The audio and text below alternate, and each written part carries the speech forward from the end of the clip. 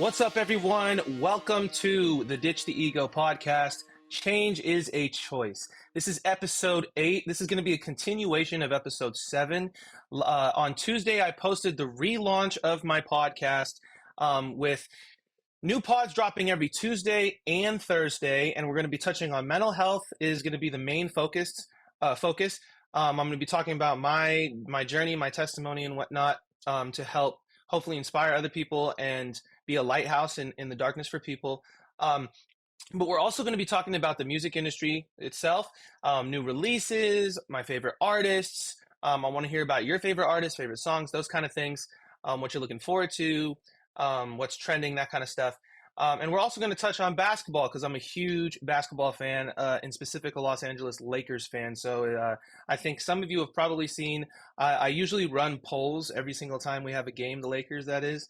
And so check those out. I usually run a poll to see, okay, who do you think is going to win? And it's fun because we can kind of follow the game together as we all watch together on Twitter, on X. So tune into that if you'd like to, if you're a basketball fan. And so those are going to be the 3 real main topics, and then we'll probably dip our toes into other things here and there, however I feel inspired. But that's what that's going to be. Also, first and foremost, I want to say thank you from the bottom of my heart to anyone and everyone out there who watched the last podcast. It literally took me years to build up the strength, the courage, just the balls to excuse my language, but to really open up to the world about all of that, about my story, about my testimony, the things that I've been through, the things that, in my opinion, unfairly that I've been through. A lot of people, if they went through one of the situations that I went through, and I went through like 5 or 6 of them, 7 of, it's like most people's psyche would break. They would break. They wouldn't be able. Most people don't make it through those kind of situations. So, I'm very thankful to everyone out there who listened and who messaged me privately, because there was a lot of you saying, either I resonate with what your message is, I resonate with your story. I can't believe how courageous you are sharing all of those things, and it clearly really resonated with a lot of you guys, and that really means the world to me. Because I swear I used to be beyond paranoid. I'd go into panic attacks when I would think about sharing this story and sharing the details to this, and about my testimony and whatnot. Because when you go through something so traumatic, and right now in specific, I'm referencing what I went through with my sibling. With my sibling essentially framing me for sexual assault, and having to watch him also essentially become mentally disabled and really mentally sick. And in the process, I became one of his delusions, essentially. And he, it's not to his own fault. I have a lot of compassion for him. He's going through, I can't imagine, you know what I mean? But, I would go into a panic attack thinking about what will the world think of me when I share that story, when the world finds out. And so I just eventually decided, it's like, you know what? I'm going to own my story. I'm going to own my life. I know who I am.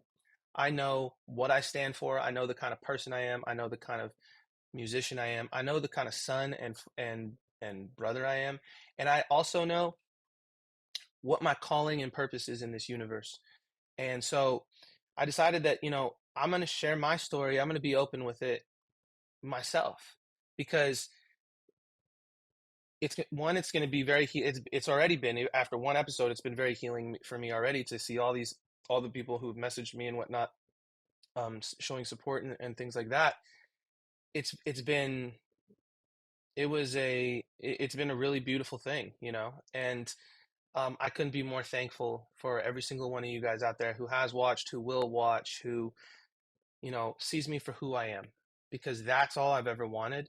And I've always been so scared I've been terrified that the world wouldn't see me for who I am, because for a long time, for most of my life, my own family didn't. Thankfully now that's changing, but for most of my life, I had to fight to be seen for who I am. And that's not, I don't wish that upon anybody. It's not a good feeling. and it's very exhausting. So um, I just wanted to say thank you to anybody out there who did watch that last podcast and who's going to watch, from the bottom of my heart. I love you guys so much. And I also hope that, like, if anybody's gone through something similar, I really hope it helps you feel like you're not alone in this. Because, man, I can tell you, it feels like you're alone. I know it feels alone. It feels like you're alone. And I just want people to know out there that you're not alone. And as crazy as you might think the situations you've been through are, and you might think that you're the only one who's gone through them, there are people out there who have gone through something similar, similarly as crazy. And it can be healing to know that, to connect with people like that. And so I'd love to be that kind of person for anybody out there who's watching. Um, so the other thing is I wanted to just expand on a few points. So last podcast was a very long podcast, over an hour.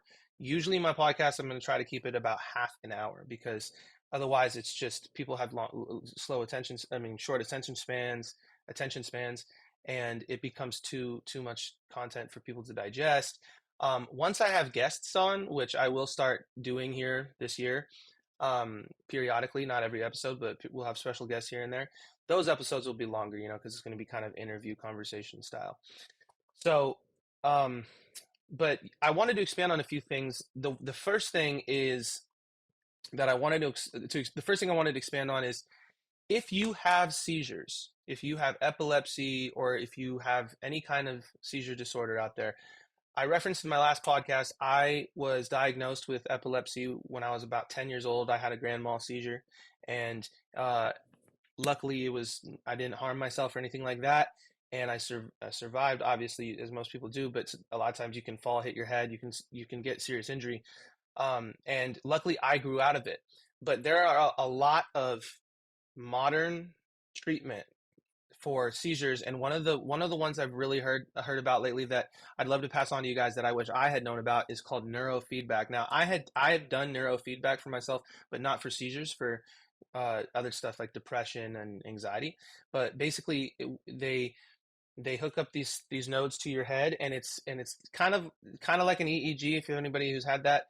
A lot of people who have seizures have, but not as intense and not as many wires and stuff. And it's like a couple of them, and you you sit there for like 10-15 minutes, and they use electrical currents. They can map out your entire brain, your neurological brain waves, the electrical brain waves that your brain is sending, and they can help rewire your brain so that you either have less seizures, you have no seizures. So it's a very progressive treatment that, if medication isn't really helping as much for you, I would highly suggest looking into that. It's called neurofeedback. You can Google it. It's really helpful.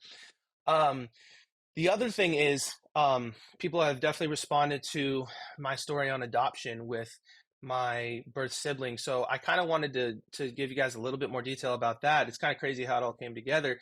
I always knew I was adopted. My adoptive family always was open with me about it and told me from the get-go that I was adopted.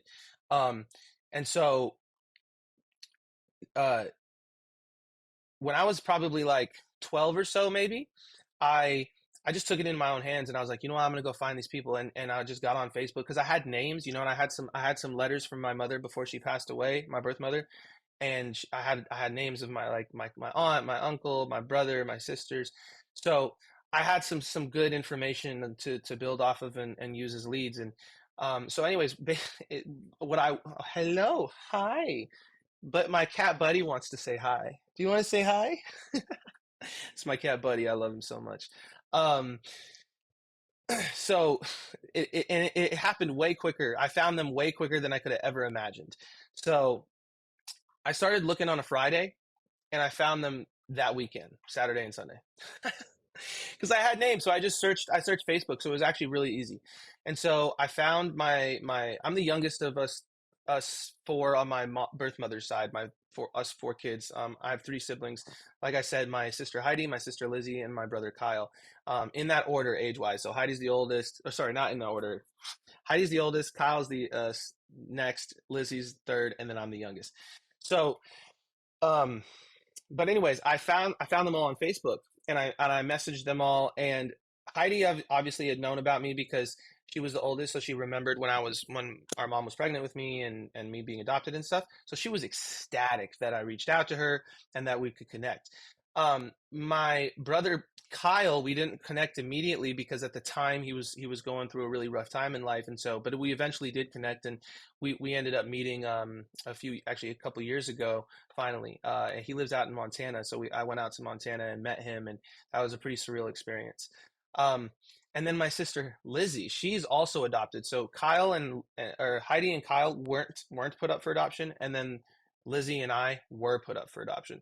So Lizzie was also adopted, and she didn't even know I existed. She didn't know my sister Heidi existed. She didn't know anything because there's open adoptions and closed adoptions. An open adoption means that the files and all the information for that adoption are open to the child, and usually the parents just share with the child all the information like my adoptive parents chose to do from the get-go, as long as I can remember. A closed adoption is when the parents decide not to share any information about that whatsoever with the child, and then those files are opened once that child turns 18, and then the child can do whatever they want and with finding that information stuff. It's a very controversial topic in the adoption community. um, Personally, I believe that all adoptions should be open because I think it is everyone's right to know where they came from, and I don't think someone should have to wait 18 years to do that. They should know as they develop because it can be integrated into your life and yourself. But it is what it is. So my sister Lizzie had a closed adoption, so she didn't know anything. So that was a really emotional and deep experience too, because it was like we had found each other for the first time, and she didn't even know I existed. So it was surreal. It was a surreal experience, and then I ended up meeting my sister Heidi. I went out to uh, to Arkansas, I believe. When was the first time I met them? Met Heidi. Can't exactly remember, but I know that when Lizzie graduated high school, Heidi and I flew out to Lizzie's high school graduation party, and she didn't know Heidi was coming. Heidi was my gift to her, right? So it was a crazy surprise. So I showed up.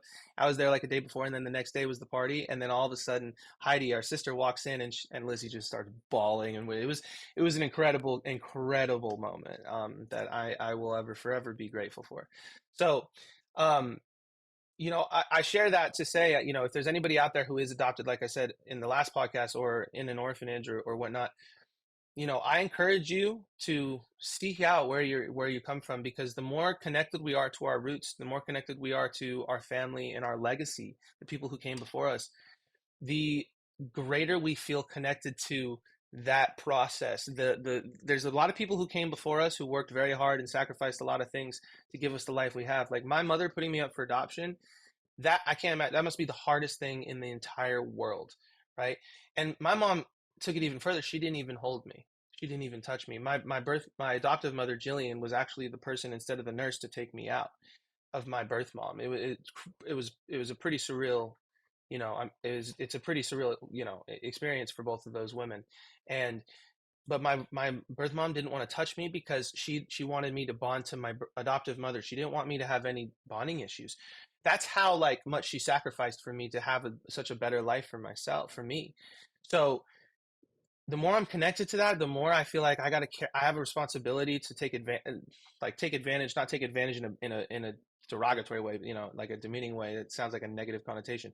Like, take my opportunity and run with it, that I've been given, because my mom sacrificed so much for me.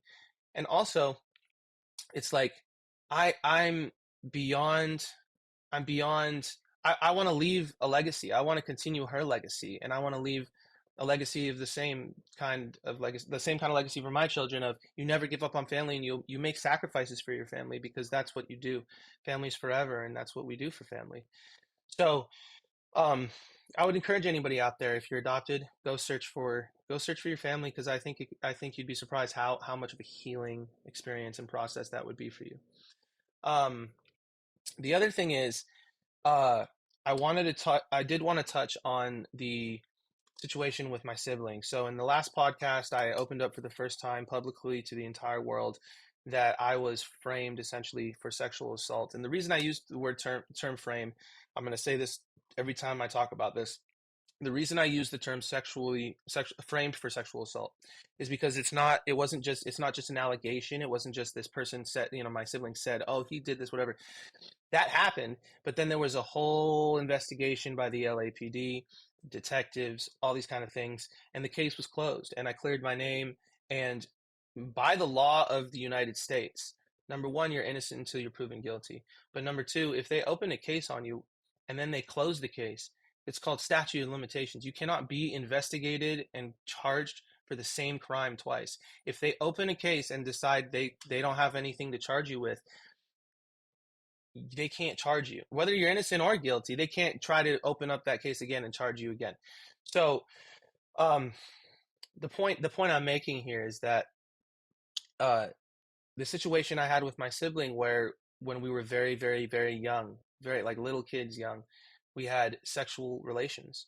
But like I said in the last podcast, I'm sure a lot of people out there have had experiences where in preschool, you had sexual relations, and it wasn't like a sexual thing really. It was more of like a, whoa, what is this? Look at you, look at me. What are these things? We're exploring, we're finding out what our body parts are, those kinds of stuff. And again, I love my adoptive parents, but they weren't very involved in our life. We had a maid and we had babysitters, and we had, they just weren't very intimately involved in our life at a lot of times. And to their in their defense, we were very difficult children to connect with because we were adopted, and we had a lot of, it's very difficult, being adopted and trying to connect to people you weren't born from. So there was that too. But my sister and I used to be really close, and it was more of a curiosity thing, a connection thing, we would play mommy and daddy, like I said, in the last podcast, build forts and play with American Girl dolls, like we had a family, because that's what mom and dad do, But then it naturally stopped, of course, as we grew up, got a bit older, and that's what happens too, you when you're in preschool or even kindergarten and elementary, you might be exploring with some of your friends that are girls. Even you might not even call her your girlfriend, because what are you going to call your girlfriend in kindergarten? You're just curious, exploring each other and fascinated. And then, but as you guys start growing up and getting older, you just, it developed that developmental time and process and era in the child's development ends, and everybody moves on, and they go find someone they can date and have those situations with. So typically, obviously, it doesn't happen between siblings, but it does happen. And typically it happens in situations where the children are not, like I said, they're not supervised very well. They're not very, they don't have a great bond with their parents. Their parents are not very tuned into their children, things like that. So I just wanted to say that, I also talked about how my sibling is transgender now, and that he's dealt from a very young age with manic depression, bipolar, disorder, severe mental illness, and he's in a state of psychosis, and that's very different than having, even the kind of anxiety disorder I have, and clinical depression and things like that. Being in a state of psychosis, you don't live in you lose touch with reality. You don't live in reality, and so it's kind of like, a schizophrenic. You have to take everything they say with a grain of salt, and you have to understand that you have to remember and remind yourself that this person lives in another. Oh, there you go. He loves to go under the into the cover into the what do you call it, the comforter and sleep under the covers. He's so silly. But yeah, it's like a lot of I forgot what I was saying, but basically what I was trying to say is that my sibling, he unfortunately was dealt with a really, really tough hand of cards, and that mental illness, in my belief, progressed into what the transgender ideology cult is nowadays, because there, of course, are some transgender people that are actually transgender in this world. But the data will show you that there's like a 300% increase or some shit like that in the amount of people who are transgender. It's not really, it doesn't line up. And a lot of what's happening is a lot of these kids, it's an epidemic. A lot of these kids who are really depressed, who are really sad, who are suicidal, who are hurting, like that's all very real and genuine. The transgender ideological parasite cult, it it gives them a way out because it sounds like a way out. It's like if you change your gender, you're going to be happy. You're going to have all your problems solved. You're not going to be sad and depressed anymore.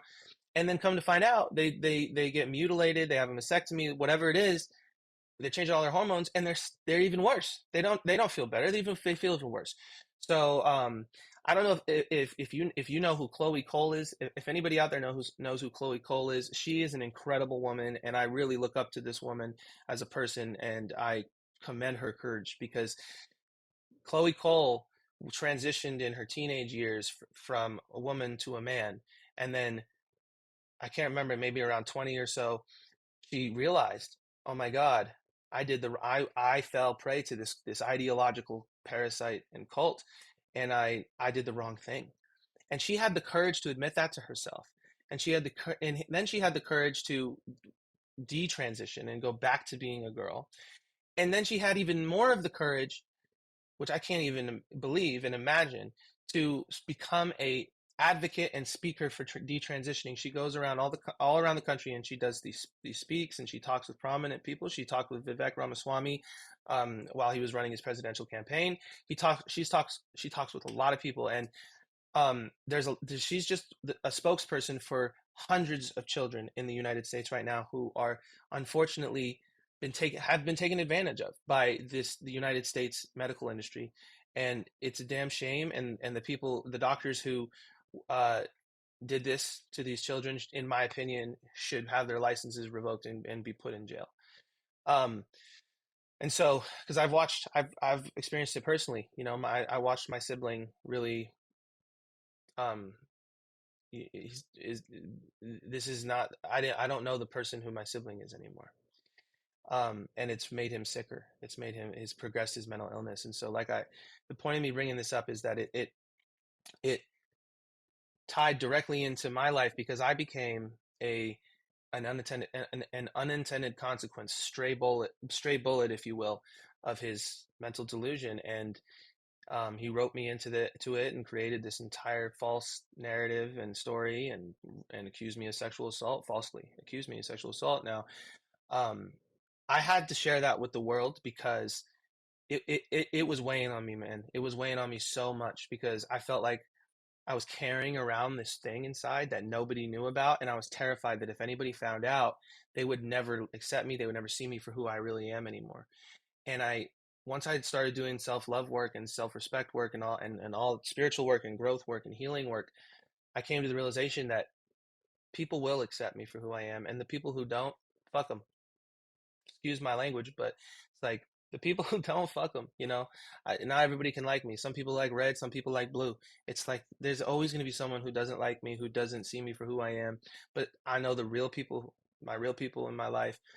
When all this happened, by the way, all my real close friends have known about all this, and they watched it happen in real time, and they stuck by my side, and that's why I'll always stick by their side. That's one of the main reasons, because they saw me for who I am when the entire world, the whole school, everybody, my parents was telling them not to see me for who I am. So, if anybody, and if there's any men out there right now, they're actually not if, I know there are men out there right now that are going through something similar. I know there are. And if you're if you're in if you're in court, if you're not in court, if it's that serious, if it's not that serious, whatever it is, if you're being falsely accused of sexual assault, rape, whatever it is, um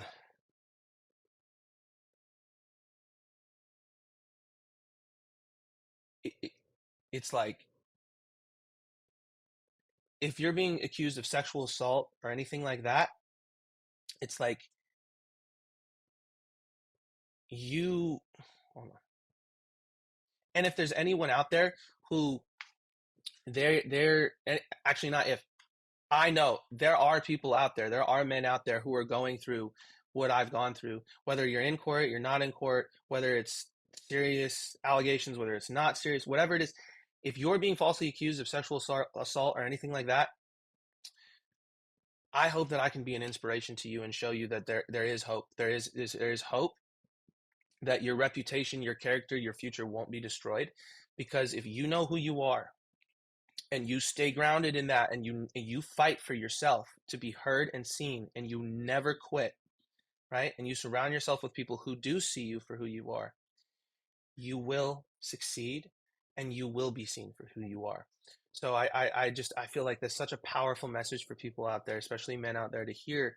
Um, but at the same token, I also want to say that there are actually real people who have been sexually abused, sexually assaulted, harassed, etc. And that is a very, very serious situation. So if there's obvious and clear intent and evidence to to support the claim that someone is has done those things, those people should absolutely be put in jail. So we have to keep our people safe, and then most importantly, we have to keep our women safe, because women are the birth givers of life. They are in a lot of ways the most important part of anybody's life, whether you're a man or a woman. Women are incredible and magical and unique beings, and we have to protect them. So I want to say that I'm an advocate for protecting women who have been abused, who have been assaulted and whatnot. But I am not an advocate of women who are like Amber Heard, who falsely accuse someone to destroy their character and destroy their future and whatnot and reputation, because that woman has a mental illness or something that she can't deal with, and so she needs to get back at that person. That I do not only do I not advocate for it, but I'm totally and utterly and strongly against. So that's what I'm going to say about that topic.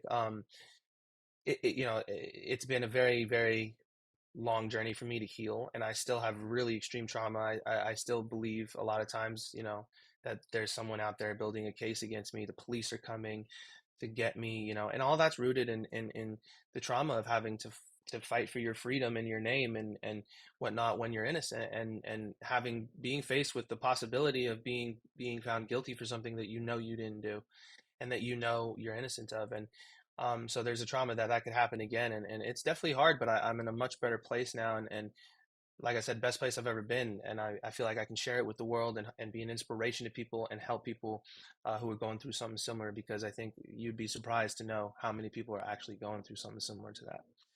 Um,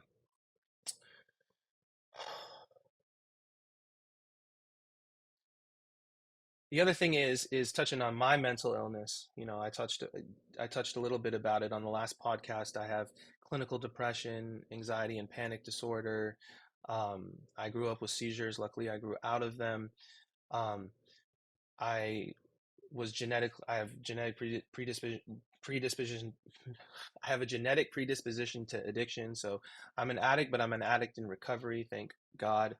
Um, I was exposed to drugs in utero when my birth mother was pregnant with me, so I have a lot of, for lack of a better term, drug baby symptoms, and so it's been a very difficult go for me to just get to a point where I could function and actually live. Most people are living their life.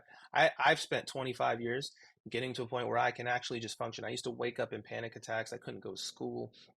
I couldn't function, and so psychedelics saved my life, and I just wanted to expand on that a little bit, because I've had some people talk to me about it and whatnot, and I'm a very, very strong advocate for psychedelics, and the reason is because I have anecdotal experience with them, and they literally saved my life. Psilocybin and LSD in specific. Um, I am not a drug guy. I'm not like I smoke weed, but I don't drink. I don't do hardcore drugs or anything like that. And so I don't even drink caffeine. So, at the time I was in college, my friend, actually my best friend from college, Ethan, shout out to EVK. He came to me one day and he was like, "Man, I know you deal with some of this stuff, and I think you would really benefit from trying psilocybin or LSD." And at first I was like, "No way, I don't do that stuff, da da da."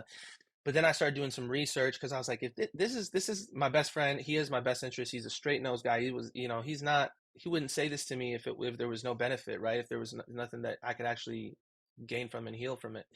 So, um, I started doing some research, and long story short, obviously I come across all this data about how incredibly beneficial it has been for people who have mental health. And this was 2019, 2018, even there's even way more data now than there was then, but there was still some data there. And, I came to the conclusion, like, you know what, I'm going to try this, because if it saves my life, then it saves my life, and if it doesn't, then I'll never do it again. But that sounds like that seems worth it to me. I weighed my pros and my cons, and it seemed like worth a risk that was worth to take.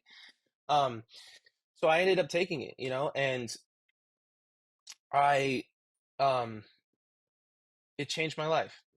I mean, the best way I could describe it is, as far as how it helped me with my mental illness, it brought everything that was in my subconscious and out of my awareness into my awareness. This is why a lot of people get scared of psychedelics, is because when you're on a psychedelic, especially psilocybin, it will bring everything that you're not aware of about yourself, that you don't like about yourself, that you don't want to admit to yourself, that you don't want to talk to yourself about. All these things will be shoved in your face, and you will be forced to see them.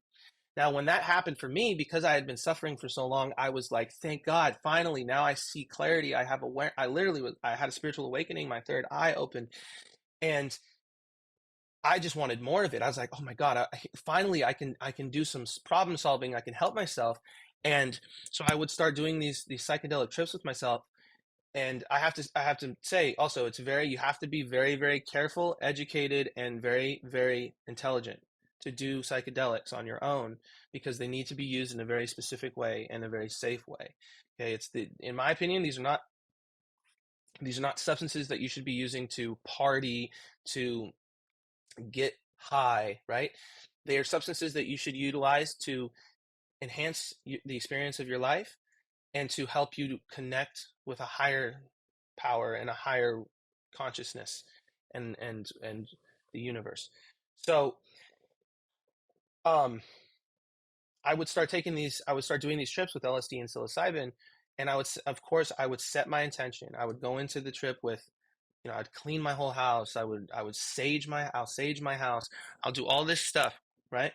And then I'll set an intention. I'll say a prayer. I'll set an intention. This is what I'm calling in today. This is what I want to learn.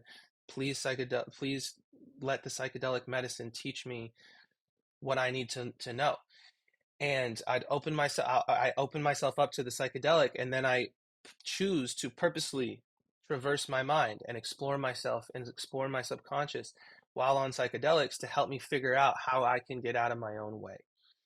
And I had I ended up, after about 2 years of this or so, I ended up having an incredibly massive experience with psilocybin, where I mean, I hallucinated into another reality, another dimension. I don't even know, whatever you want to call it, but I and I had this divine intervention where I saw my soul in the shape of a yin and yang. Like it was like a yin and yang symbol, but it was all made of energy, and then it like split, and then the middle part was like gray, and I knew was my ego. And I had this ego death, and I watched it dissolve, and then the yin yang came together and unified. And then I felt this divine presence. I felt like I was in the presence of, for lack of a better term, God. It wasn't like I saw some man in the sky, and or Jesus, or whatever, and had some conversation with someone that I like was hallucinating. But like, I was in the presence of God. Being given messages from God, lack of a better term, like I said. And it completely changed not only the way that I'm wired from that day forward, but it completely changed my view on the world, the universe, spirituality, um, soul, like our souls. I mean, it was a spiritual awakening for me. I was agnostic before. I was an atheist. I knew and believed there was something, but I just didn't know, right? And when I experienced that, since that day, without a doubt, I believe and know because I've experienced and feel so blessed that I've been allowed into the spiritual realm with my physical body. To I know that there is another something. There's a spiritual dimension. There's multiple dimensions. There's other universes. There's alternate realities. There's all these things, and I personally believe that the universe itself, as an entirety, is is all one God, like lack of a better term, God, like one universal intelligence. Like we are all part of this living universe. And if you can tap into that, like the psychedelics allowed me to do and blessed me with, it will change your life in a way that I can't even begin to describe to you. So if you are dealing with extreme mental health, there's certain people who should not seek this treatment. Anybody who has predisposition to schizophrenia or is schizophrenic, you do not want to do this, okay? Please understand this. Do not do it if you're schizophrenic or have a predisposition to schizophrenia, okay? There's a few other things. Please do your research. But if you are dealing with, I would say most mental health, to be honest, the first thing, I'm not a doctor, but like the first thing I would recommend if someone was asking me, way before I gave them some pills or any of that stuff, is to take some mushrooms, because you can learn so much from taking some mushrooms about yourself, about the universe, and it could save your life like it saved mine. So, all right, so we're going to wrap this podcast up. I wanted to expand a little bit on everything not everything, but I guess, the big points that I really talked about last podcast on my relaunch. I am super, super excited this week. Before I go, I'm about to go head to the airport right now after I wrap this podcast up to go pick up the man, the myth, the legend, the engagement king, as I call him, Josh Crespo. I know everybody in the community knows about Josh Crespo or knows of Josh Crespo. Josh is the homie now. We're real good friends. He's part of my team, my production team. And, I started like most of y'all just following Josh, and I really admired the way he ran his business, the way he ran his pages, the way he presented himself and how consistent he was and what he was doing. I respected the grind, and we ended up connecting through a mutual friend of ours in person, and just hit it off, and ended up developing this relationship, this really great friendship, and now we're working together to succeed in the music industry together. So I'm about to go pick him up from the airport, and we're gonna go head out to another one of to meet another one of my partners, Dasmine De Leon. Shout out to Dasmine. She's incredible. She's my pianist. She's my producer. She's my keyboardist. She's my damn near my agent in A&R at this point. She connects me with so many people, and she's got sponsors that we work with. We work with sponsors. Shout out to Black Panther Systems Keyboards, and shout out to Q Up Arts, Douglas Morton. Those we're gonna be at those booths at NAMM this week. So that's where we're headed. I'm about to pick up Josh Crespo to go meet Dasmine De Leon, and we're going to go to the Anaheim Convention Center for the NAMM Music Convention. And if you guys don't know what that is, go look it up. But it's basically a music convention for all the new hardware, all the new software coming out from all the biggest companies, right? Like you name it, hundreds of companies are there. Basically, it's like a 3-day event. So we're blessed enough to be there with our sponsors who have booths there. So we're exhibitors, and so we're going to be showing off their products, demoing certain things. We're going to be performing songs. So if you are going to be at NAMM by any chance, please come say hi. Connect with me, connect with Josh, connect with Dasmine. We'd love to hear about your story. We'd love to hear what you're doing with your music and see if there's anything we could collaborate on. So that's it for this podcast. I love you guys so much. I'm going to be posting another podcast next Tuesday, and I got some new news to announce to you guys as well when I drop that. But meanwhile, thank you guys so much. Please just like, subscribe. That would be the biggest help to me if you can like and subscribe, and then share the podcast with your friends, your family, anybody who you feel like could benefit from hearing my story or the information that I'm communicating through my message here. So thank you guys so much. I love you guys. Remember, change is a choice. Stay strong. Great things always come.